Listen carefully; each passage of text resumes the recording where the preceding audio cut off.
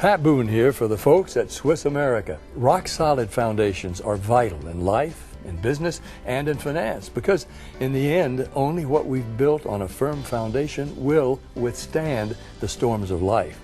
Today, the economic storms are raging and the foundations of everything are being tested. The world economy has never looked shakier. And gold, the world's oldest and most trusted form of money, is also grabbing headlines. Now is the time to put your future on a rock-solid foundation. Swiss America will help you create an indestructible asset today. Discover the timeless truth about gold and silver by calling Swiss America or visiting online at SwissAmerica.com. Call 800-614-7199, 800-614-7199, 800-614-7199, 800-614-7199. Welcome to one of the most listened to music news podcasts in the world, SGNP, with your host, Darien Southerland. Join us as we talk with industry leaders, artists, and entertainers about their faith, family, and careers. This is information you will not find anywhere else on radio, web, or in a magazine, but only firsthand on SGNP. Did you ever step on stage anywhere inebriated? Absolutely. It was one of the most embarrassing nights of my life. And welcome to SGNP. Darien Southerland here with my co-host, Arthur Rice. Arthur, how you doing today, my friend? Hey, doing great. Doing great. Man, I tell you what, we have a show today. This, the 26th day of October. And we've got a show coming out today that pretty special. It is pretty special, and it talks about a documentary being put on by Fathom Events this Tuesday night in theaters nationwide. It's on a Tuesday, October 30th. It's a documentary on Russ Taff and his new documentary, I Still Believe. And he talks directly and straightforward in the movie, the documentary, whatever you want to call it, about his bout with alcoholism. And it's something else. Yeah, it really is. Today, we're going to have the opportunity let's just be up front. We've already interviewed Russ before we're doing this opening of the show, Arthur. And we'll close it out in just a second, and you can tell people, what you thought at the end. But what are people you think going to be shocked to hear this from a gospel music singer, Christian music singer, contemporary Christian music singer, about his bout with alcoholism and how he's just so raw and direct with it? I think there'll be some people that will be shocked, but I believe there'll be more people that it will help, that will realize that it may not be alcoholism or drugs or something. It may be something else, but just addiction of some sort, and it can be anything. I mean, it can be anything.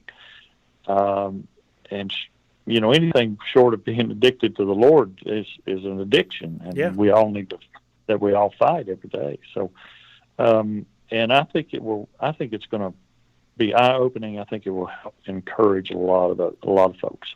You're going to hear him talk about his relationship with Bill Gaither in this interview. You're going to hear him talk about his wife and almost losing his marriage. You're going to hear him talk about his childhood and his father, who was the Pentecostal preacher and a hardliner that you couldn't live up to the gospel. Then Arthur and I will be right back with an interview with the one and only Russ Taff on SGNP. Hey, cousins, this is your pal, Country Radio Hall of Fame DJ Moby, and you're listening to my buddy Darien Southerland on SGNP. Yeah, baby. Is someone you love playing a dangerous game of Russian roulette? Hey, this is Darien, and I'm going to tell you some personal information. I've got dear friends who are addicted to methamphetamines. I've got family members who overdosed from heroin and passed away. I've got relatives who suffer alcohol addiction and are alcoholics. You've heard from Russ Taff talk about his problem with alcoholism. Addiction is a scary thing. anywhere in the country you think about it, addiction's a big problem. Right now, the Addiction Hotline wants to help you and your family. And with the new federal Family Medical Leave Act, you can get the help you deserve. Call the Addiction Hotline today, 1-800-980-1761, 1-800-980-1761, and talk to them about the help you, your friends, or your family may need. Heck, over 43,000 people die every year from drug overdose. 88,000 people die every year from alcohol abuse. 1-800-980-1761. 1-800-980-1761. If Russ Taff can stand on stage and then later admit, hey, I've got a problem with alcoholism, you can too. Get the help you deserve, and I promise you, your heart will be so much happier for it, not to mention your family and friends. And welcome back to SGNP. Arthur Rice on the line with us. Arthur, we got a great guest today, and he's got a great documentary coming out. And I will tell you, Arthur, and you know this before we got on here, I was a little bit nervous about today, not about the guests we're talking about, because you know me, I can talk to anybody in the world, but it's about the subject we're talking about, and it's Russ Taff and his new documentary coming on with I Still Believe. Russ, are you there, my friend? I'm here, Darren. I'm here, Arthur. Great to talk to you today, Russ, and appreciate you taking time out of your busy day up there. And you're out of Bell Buckle, Tennessee, correct? Yeah, we moved out there about 5 years ago. Man, I tell you, real small now. I tell you what, my son visited Middle Tennessee State about 5 years ago, and we got off of the interstate right there to go head towards Shelbyville because I wanted to show him the rolling hills. And I knew where Bell Buckle was, and I think there's another town right in there called War Trace. Am I correct, or something like that? Absolutely. Yeah. I was about 4 miles. Yeah. I'll tell you a funny story. Back in my early days out of college, my first job was an insurance fraud investigator, and they put me on a surveillance case in War Trace, Tennessee. Now, my voice I can mix in with the crowd, as you can tell. But when you're sitting in an empty pickup truck on the side of the road in War Trace, Tennessee, around Bell Buckle and the railroads and all that, everybody in town's going to stop and ask you who you are because they're so friendly. Yeah. And you That's a great way to put it. That's absolutely true. Russ, documentary, and I'm going to let you tell the story because I don't want to give it away to folks, but at the same time, you've told this story countless amounts of time. I Still Believe, and it talks about your life growing up. It talks about your great marriage with your wife, all the awards you've won, all the accolades in gospel music. But it also talks about your battle with alcoholism. If I look back at the liners that I took off of the movie that really stuck out to me, to start off, Amy Grant, when she described Russ Taff, she said raw and gritty. Michael W. Smith said, I don't know if I can compete with his voice. Michael Tate said he brings every song he sings alive. Bill Gaither said when you join the Imperials that they hired a star soloist. Bart Millard said he was scared to death to talk to you because you were so freakishly good and he loved you growing up. And then our friend Mark Lowry said this, and I quote, and I mean no disrespect about this, he's an alcoholic. Tell us about the movie. Well, I've always, with both my parents gone, and I didn't feel the need to protect the story anymore. I wanted to tell this story 5 years ago. It just felt like being led by the Holy Spirit that this story needs to be told to show the grace of God, to show miracles that he still does. But I grew up in a little bitty town in California, and my dad was a pastor of a small little Pentecostal church. And you both are going to know what I'm talking about. It's like that old line God that you're hanging by a thread over hell, and any moment he can let you go. So growing up with that, and things between my mom and my dad. I was 7 years old when Dad had been preaching for a couple of years, and then he disappeared. I was 7, and I came home, and I heard him singing in the back bedroom that didn't sound like my dad. And I walked back there, and I found him, and I didn't know what was wrong with him. I'd never seen drunk before. And I went and got Mom, and when she saw, she just burst into tears, which started then a lifelong road for my dad of sobering up for 5, 6 months, 7 months, 8 months, and then just collapse. And he was battling depression, and he just had some demons in his past, and the only way he could deal with it is to drink. And it just kind of hit our whole family. 4 out of 5 of my brothers have this gene in them also. And so I grew up in that little church, and a constant diet of Mom and Dad both on a daily basis. You're not worth the bullet you shoot you with, and you're not worth the salt that goes on your bread, and you'll never amount to anything. Mm-hmm. It was constant. And after a while, Arthur, you start believing it. Yeah. And you start thinking that it's true. And then you come on out into your adult life with just so many questions, and you're so insecure. But I tell you, to talk about it was hard. When I was 9 years old, one of the worst beatings I ever got in my life was I told my little friend that Mom and Dad had an argument, but they were pastor, and they're supposed to be perfect. Right. And Mom beat the crap out of me till I was in the floor, her kicking me, saying, "You don't talk to anybody what goes on in this family." And so, but I had watched my dad, and I knew how to hide. But I had never drank because of my dad. I'd never drank it. But we were in New York on the during July. Tori's brother was a musician there, and there are just some Christians who are social drinkers, and I don't judge anybody. It's between them and God.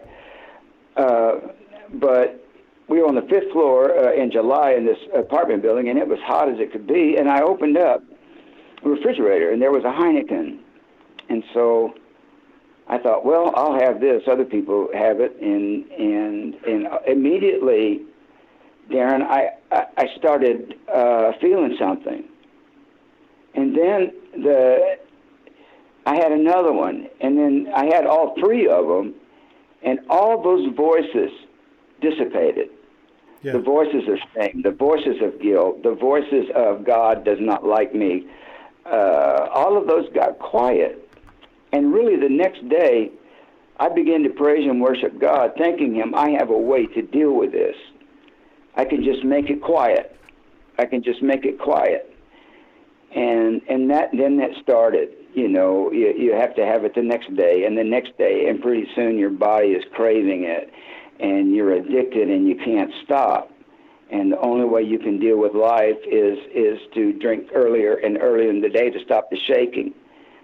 It was a horrible trap, just a horrible trap. But at first, I thought it was, all those voices went away. I don't care if God loves me or not, I feel fine. But it didn't last 4 hours. You have to do it again. Yeah. Do it again, and do it again. And then pretty soon, you strung some years together of having to do this every day. And I hit. I was quiet about it, and I would dodge my wife when she would start talking about it, and I would lie to her and say, "Oh, I just had 1 or 2, and it's fine."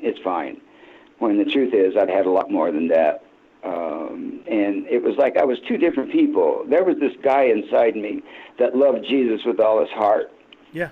And I'd walked with him his whole heart. His whole life. He had walked with him and loved him, even though I didn't know he liked me very much. But at the time, I loved him. Mm-hmm. And I became 2 people. I would switch into that role of the gospel singer, and I'm singing to thousands of people, and everybody thinks I'm wonderful, and I'm serving God. God, look at what I'm doing. And as soon as I would walk off that stage, I would take that guy off, and I'd put on this addict that would go back to his hotel ashamed. And it got to the point I couldn't even look myself in the mirror to shave. I couldn't look at my eyes. Wow. I hated myself. I hated what I was doing. And then God started bringing people into my life that they saw what was going on because they'd been around drunk before. Yeah. And one of them that I loved very much began to talk to me about it and say, Russ, I think you're drinking way too much. And of course, no. I'm just having some, and I can quit anytime I want to. It's no big deal. And but still that daily routine. But there was an intervention that happened that I thought we were going to be at our marriage counseling session. Didn't know if the marriage was going to last or not. And I walked into the therapist's office, and there were 17 people. Wow. Sitting in those chairs. The people that were the closest to me. Wow. And I would have to sit there, and each one of them took a turn and said that they love me, but I'm killing myself. They love me, but you're losing everything you've got to this disease. And Gaither was there, Bill Gaither. He came down, he heard about me, and he wanted to be a part of that intervention. And bless his heart, he cried through the whole thing and said, Russ, you're loved. You just don't have any idea how much you're loved. Awesome. Yeah. But there's a story in Matthew when Jesus healed the person by the pool of Bethesda, the lame guy. He asked him a question that always struck me as kind of odd. But Jesus asked him, he said, would you be made whole? And I'm sure the guy had to think about what's he saying. Of course I would be made whole. But what Jesus was saying, if I heal your legs, you're going to have to get a job. You can't sit here and beg anymore. If I heal your legs, you got to become a father. And, take your son to soccer. You're going to have to take on a role of responsibility if I'm going to heal you. Now, are you ready? And I believe that's what God was saying to me. He said, would you be made whole? He said, these are things that you have to do. But the great thing about it, he said, I'll give you power to do it. And so I went into a treatment facility, and of course Bill and different friends were calling and just making sure I was okay and if they could bring me anything. But those people risked everything, our friendship, to tell me the truth. And I've had to do that for another friend, and it's so hard to look somebody in the eye and be completely honest that you're going to kill yourself, you're going to lose everything, you're going to lose your family. Would you be made whole? Are you willing to go to any lengths to get better? And then God started bringing people to my life that helped me get to the next level. He got me involved with a program that we talk about this every day, and we find help and support with each other. I go to a church that preaches grace and that God's crazy about me. And I've learned how to become a dad. I've learned how to be a father. And because when you're drinking, your whole world is about you and the next drink. How are you going to get it? Is anybody going to see you? But I began to be a dad. And I turned into the husband that I wanted to be. And thank God Tori didn't leave. She's a tough woman. Yeah, beautiful woman. But yeah, she's beautiful, and that woman's tough. Yeah. In fact, when she gets riled up, I get a little scared. But, we both began to work together. And she didn't hold it over my head. She didn't say every time there was a problem, well, you drank and you blessed all that. She didn't. she would be aggravated at times, but she would never, ever throw that in my face. And she said, if we're going to walk together, we have to forgive each other. And we both have to work as hard as we can to make this marriage work. But I wanted that miracle. Yes, sir. But it wasn't, fast a couple of days and it goes away. I had to change my life. First thing I had to do is stop putting that in my body and begin to talk about that trauma from my childhood and what Dad and Mom did to me and my brother that should have never happened to a kid. Right. And especially them being preachers and singers, and you love them both, but you hate them both. And it took me a long time to get to a point that I can love them, and I can forgive them, and I can forgive myself. Yeah. And they were raising me the only way they were raised, but it took a lot of hours of sitting and talking, and getting it all out, and getting rid of it, and especially all of that self-doubt. All of that, I'm not good enough, and then you start believing if I was the only person on this planet, Jesus would have died for me, and your whole concept about him begins to change, and you start seeing a God of love, a God of kindness, and that he died to give me power over the things that are destroying me.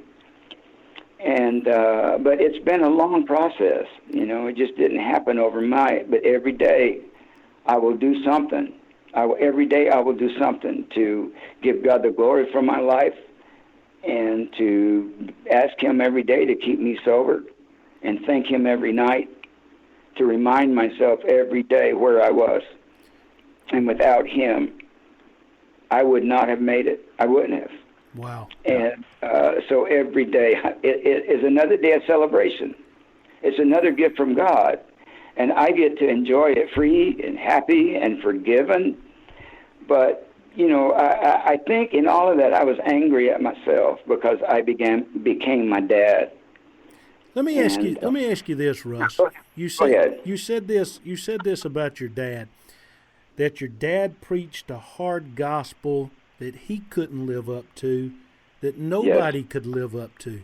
Do you think your dad did not understand the true word of grace, even though he was a hard shell KJV 1611, probably wet foot Pentecostal pastor? Do you think he never grasped the concept of grace?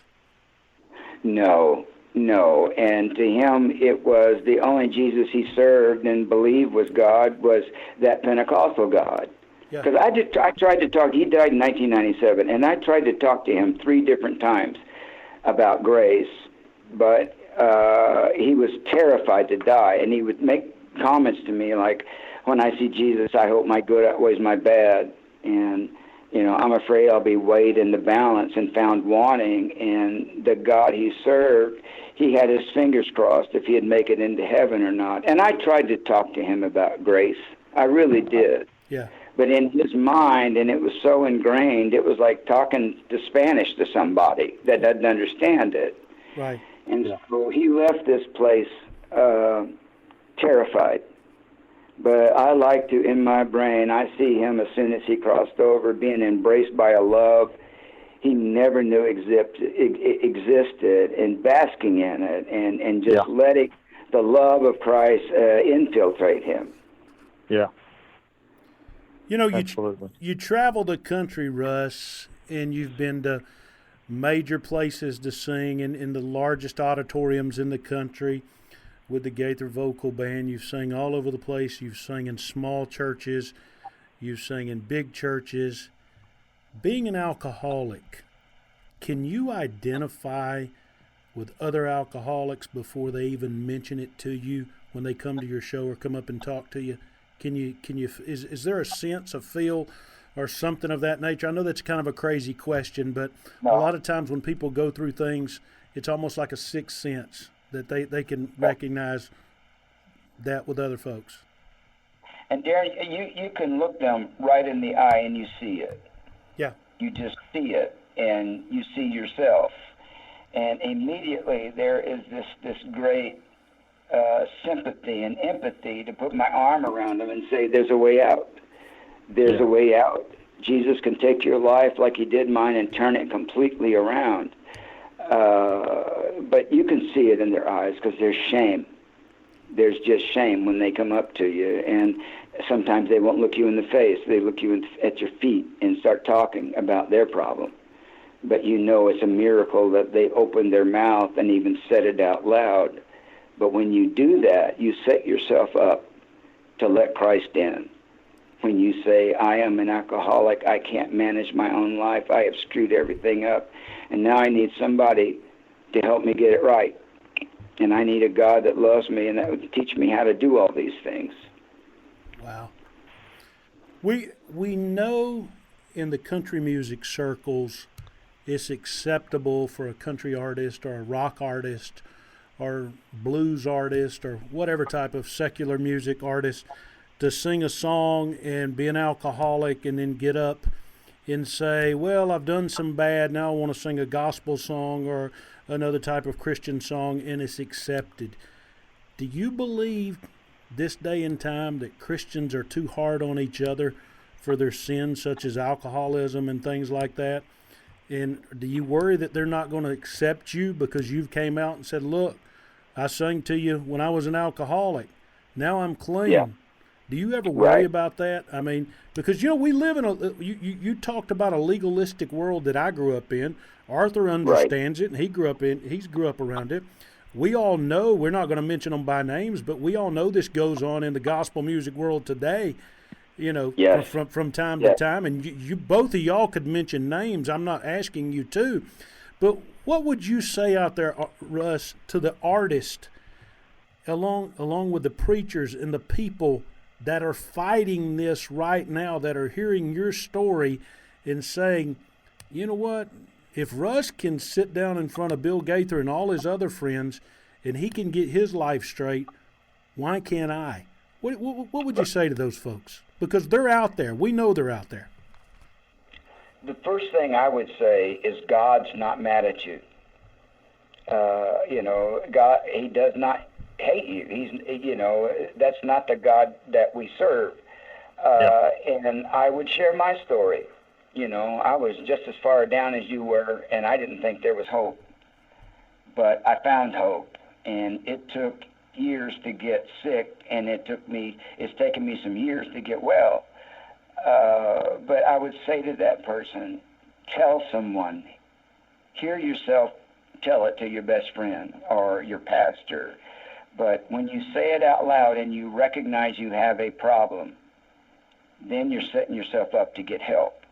But until you say it to somebody, you'll hide, and shame will keep you completely covered. But it's like they told me when I first started getting sober. They said, we're not bad people trying to get good, that we're sick people trying to get well, because there's a reason somebody's drinking. I mean, sure, there's those that are just addicts and they just do it, but there's so many of us. There's all of these voices from our childhoods, all of these voices of telling us that God's not love us, and you're afraid to approach him. But Go ahead, I'm sorry. I was just going to say, to be able to let all of that go. Just let it go, and know that when you say it out loud to somebody you trust, they will embrace you. Somebody you love and trust, I just have a strong feeling they're not going to kick you to the curb like they're always doing. Yeah. But if you find somebody that you trust and share that with them, I know you will be embraced by love. But there's hard people out there, guys. But the reason I like getting older is I just really don't care what they think anymore. Hovey told me that one time, Russ. Yeah, he told me. It's like you reach a point, it's like, great, if you like me, that's great. But I've been around long enough. If you don't, that's fine. I'll walk away and find someplace else. But I used to worry what people thought about me to the point of a sickness. I just couldn't let anybody in, because if they saw who I was, they would judge me and kick me out. because that's what the church does. Yeah. But I tell you, for me, there was a group of gospel singers that got around me, and they loved me, and they didn't gossip to everybody, but they prayed for me and kept checking on me till I was back on my feet again. And Gloria Gaither says, and Bill both, she said, I've never seen the body of Christ truly do that for someone wounded, that they turn in and surround them and not turn away from them and start gossiping. But it was just, for me, such a powerful moment that they loved me enough to hold me and not condemn me and kill me, because in your mind you're kind of expecting that. If they find out, things aren't right, that they'll just kick me to the curb. Yeah. But if your people are that way, you're probably a good thing. Get out of there. But God His main purpose is to get us well. I mean, that's why He sent Jesus, right, to give us power to get well. But we can't do it by ourselves. I'm going to ask you a direct question, and if you want me to edit it out, I'll be happy to if you don't want to answer it. But okay. Just curious, did you ever step on stage anywhere inebriated? Absolutely. It was one of the most embarrassing nights of my life. My mother had died, and I'd relapsed for a week. And it was the second day after her death, and I was still at that time so angry at her. And yet I loved her because she taught me to sing. And when she died, there was this overwhelming pain inside of me. And so after 9 years being sober, I began to drink that day. And we had a big concert, video shoot, everything, with a lot of gospel artists on that stage. And I thought I was okay. I thought, I've done this. I thought I was okay. And if I can just get through a couple of days, then I can get back to mending the fences between me and Mom. But I miscalculated, and I walked on stage drunk. And, I mean, even saying it out loud today, it just hurts. I know Jesus has forgiven me and everything, but it just, in front of the whole music industry, they saw me collapse. And but the thing about it, they treated me with love and not anger, or throw me out because I have a problem. But I mean, when I think about it, I drive by that church, there's still, all these years later, there's still that kind of pang of, oh Jesus, I gave you a black eye. I'm sorry, but He's already forgot about it. And when I say that, He doesn't remember what I'm talking about, so I can let it go. I can let it go. Arthur, you got anything? I know we're running short on time here, and we need to get him to wrap up and talk about his documentary and all that good stuff. Russ, you said exactly right. If you find somebody you trust, and that's the hardest thing a lot of times if you're in the ministry, is to find somebody that you can trust, because absolutely, you're right. Absolutely. There's going to be some that are going to jump. They're going to. That's all they're going to do. They're looking for something anyways.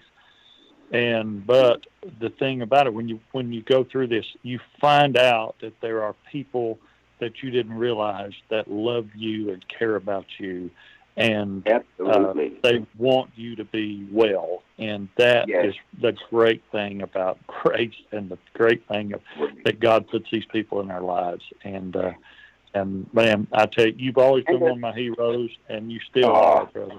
I appreciate you. But I wanted to say, when you talk to somebody, or you feel like I need to say this out loud to address it now, find somebody that's been through a real hard time. Yeah. Find somebody that their world was shattered and they got it back together because of Jesus. Find that person, because that person will have sympathy and empathy for you. Yeah. It's like Karen Peck's song says, everybody's going through something. So if everybody's going through something, you might as well go through something with him. Russ, that's right. The documentary comes out October 30th. I still believe, nationwide in movie theaters. It's a one-day showing by Fathom Events. Folks need to go see it, don't they? Yes, they do. Bring somebody that might need to hear that message of shame and guilt and or maybe even addiction, but how shame holds us captive too. So, bring somebody. Let's support this, because if we bring in enough people to these theaters, then Fathom Events, well, I think we'll do more Christian projects if the church supports these things, that we could get a lot of stories out there about His grace. Have you got any negative feedback from anybody on this? Anybody says, I can't believe you did this, Russ? I got one, that I can't believe you sang to me drunk, but, the time he was talking about, I was sober. So I didn't go too far. You know who's applauding you right now, bigger than life in heaven, and he's calling everybody in heaven down to look at you and saying, look at my boy right now. He's telling you what grace is all about and what a Christian minister entertainer is. You know who's sitting up in heaven doing that for you today?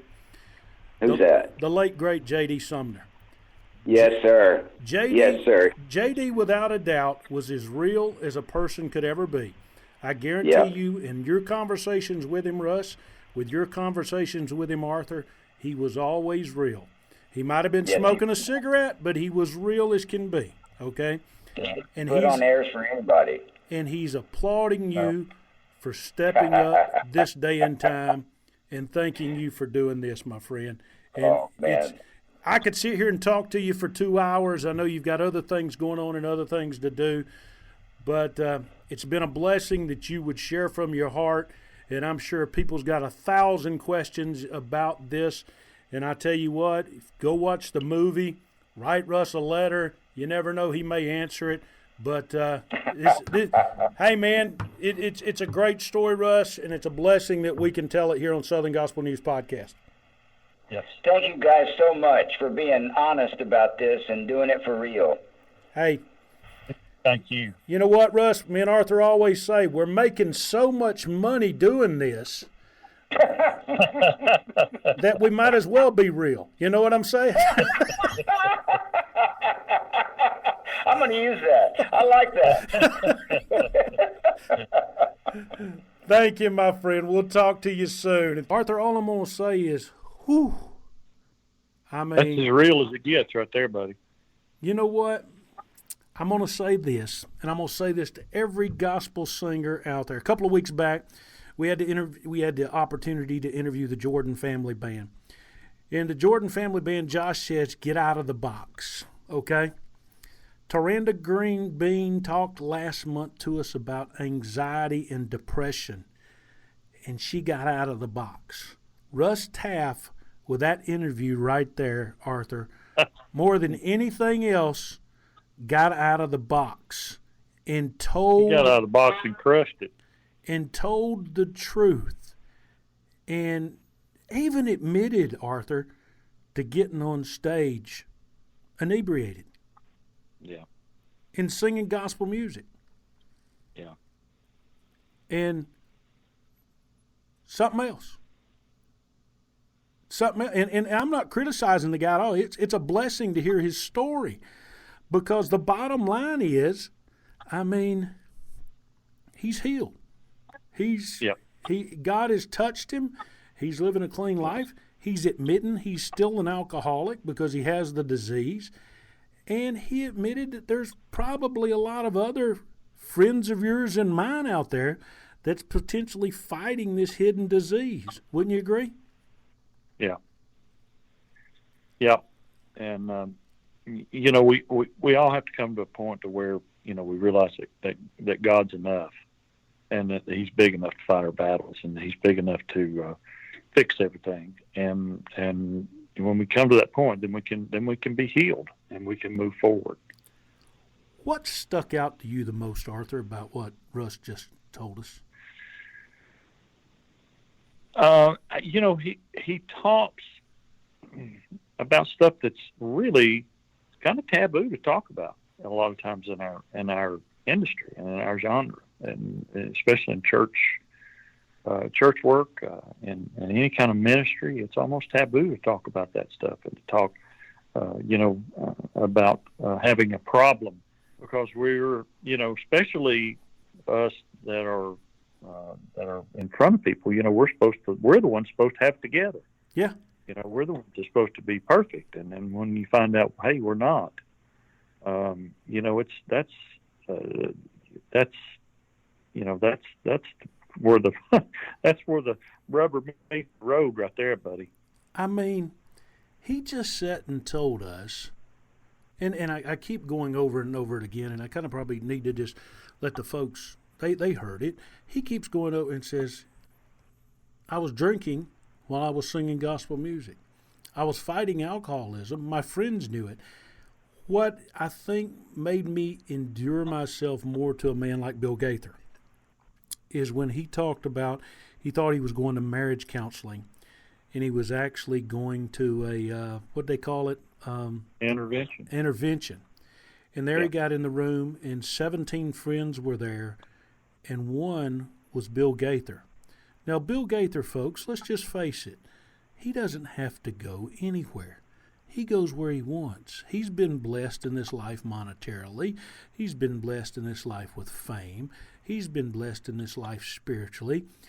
But here Mr. Gaither is taking time out of his day to care enough to drive down, fly down, whatever, and sit in a room with Russ Taff and cry, as Russ is saying, and tell Russ he loves him and he's sticking with him.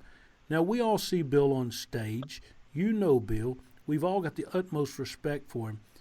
But did that not endure you to him a little bit more, Arthur, when you heard that story today? Oh, yeah, absolutely. Well, and of course, if you know anything about Bill, Bill always has a heart for people, and that's one of his greatest traits is he loves people, and especially loves our artists, and he tries his best to help them and encourage them, but you're right. That's a great trait to have.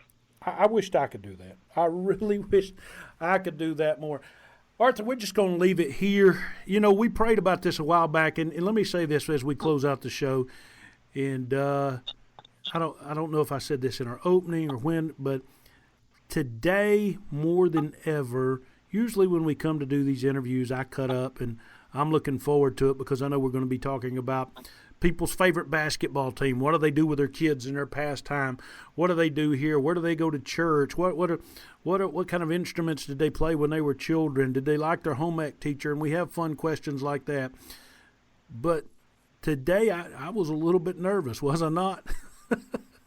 Yeah, you were, but it got real, and that's what we want. We want it to be real. Folks, I called Arthur before we show, and I said, man, we're talking about something that I know has affected my family, and it's probably affected yours, and alcoholism. And I'm going to say, Arthur, would you say a prayer for us before we started? And he said, yeah. And I know you chuckled in your mind thinking, Darren, you're crazy today. But you know what the great part about this, Arthur, is? We sent letters out to every artist in gospel music. And we first did the show with Taranda about depression. Now we're doing the show today with Russ about alcoholism. Who knows who we'll get on next? God knows. We don't know right now. Yep. But you know what? Our hope and prayer, and I know this is your hope and prayer, and my hope and prayer is that someone's going to hear this today, and they're going to realize if a man that stood in front of the church and stood in front of the world and proclaimed Jesus can do it, certainly they can do it. Wouldn't you agree? Yep. Oh, yeah. Absolutely. Man. Absolutely. It's going to be good. Russ Taff's movie. It's real simple. I Still Believe. Tuesday night, October 30th. Select screenings around the country. Go to fathomevents.com. You enter in your zip code. It'll tell you what theater it's being shown at. I think I'm going to get a crowd to go see it, Arthur. I know you're going to watch the documentary, and we'll talk about it later. But I Still Believe, Russ and Tori Taff, great story. And, man, Arthur, one question before we get out of here, and I'll leave it at this. What's wrong with living right anyway? Not a thing. Not a thing.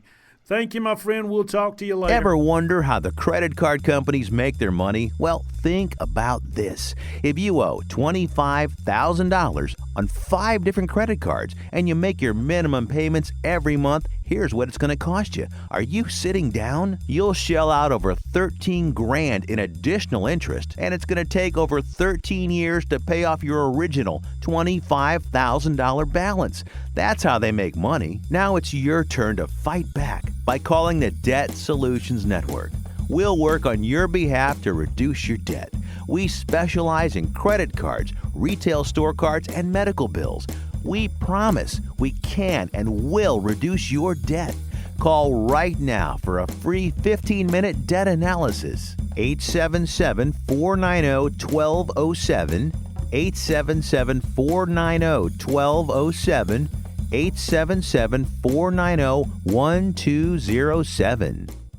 SGNP is excited you chose to listen today. If you'd kindly leave a remark and rating in the podcast remarks section, we surely would appreciate it. Please share with a friend or family member. Look for us on Facebook, Twitter, and our new website, southerngospelnewspodcast.com. To advertise your products, services, concert event, or new project on SGNP and reach a 100% guaranteed number of people in your area, call Tim Newton at 770-874-3200 or email him today, tnewton@bgadgroup.com. Let us geo-target our ads for you, something radio nor magazine can do. Hey, this is Darien Southerland. Before I close, I want to thank our affiliates out there. WLJA in North Georgia, KWFC in Springdale, Arkansas. The new one, The Andrew Burnett Show, heard all across the country, and online, TheLightAtlanta.com, playing Southern gospel music online. We're adding affiliates every day. We're partnering with Ken and the folks over there at Gospel Music TV real soon. So we look forward to that partnership. If your gospel music entity would love to partner with SGNP, get a hold of us. It's real simple. Folks, here's the deal. We've reached out to literally every form of media in gospel music. If we've missed you, I'm sorry. But we've had great partnerships with folks like Paul Heil and others. If you haven't heard someone on the air, it's not because we hadn't reached out. We hope everyone is successful, no matter if they're a radio station, a magazine, a website, a group, whomever it is. God bless you, and let's make gospel music better than it was today, tomorrow. Easy enough?